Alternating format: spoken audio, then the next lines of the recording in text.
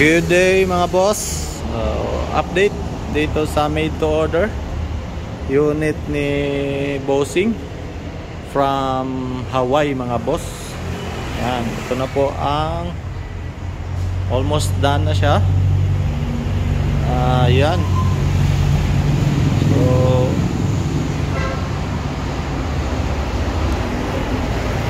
yung design mga boss ay requested ni sir. Especially dito sa harapan yung design na yan, and itong mga decals design mga boss ay hindi po ito sticker, no? Tinatawag po yung airbrush, so painted po yan, so pang forever. Dito sa harapan, although nahirapan yung designer namin sa request ni sir, pero okay naman, nakuha niya naman yung gustong ipagawa. So ayan, ito po ay stainless bumper, customized. Ayan. And material type na gulong, brand new, and 13-inch mags din, brand new, naka lift up, undercoat, stainless na side step board. So yan po ang kanyang under chassis. Napakasariwa pa niyan mga boss. Siyempre naka undercoat na rin, and kung mapapansin nyo, yung canopy ay medyo may binago dito sa canopy. Kung mapapansin nyo yung standard na canopy, ayan, ito pinadagdag ni sir. Ayan,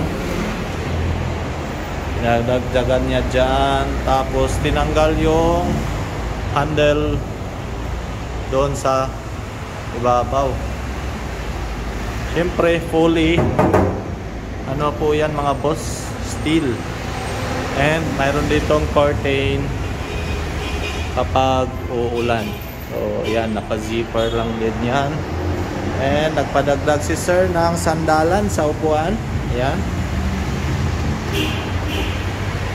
nagdagdag niya yan. Then dito sa likod, Roadrunner. Yan. So ang kulang na lang nito ay ngayon lalagyan ng mudguard. So yan po ang original na kulay niya mga boss. Dito kasi sa camera medyo faded siya, no? Sa camera po yan. Yan. So red talaga, red na red ito. Ang unit na to ay Suzuki Big Eye 4x4 na manual transmission, power steering, fuel injected na rin ito mga bossing, semi-electronic na unit. Ang makina nito F6A 660cc, napaka reliable na makina yan, pang harabas, pang matagalan. 4-wheel drive siya, and air condition. Siyempre air condition na rin ito. Yan, napakaganda. And iti-deliver, papa-deliver ni sir sa Cebu. Ito ang ganda.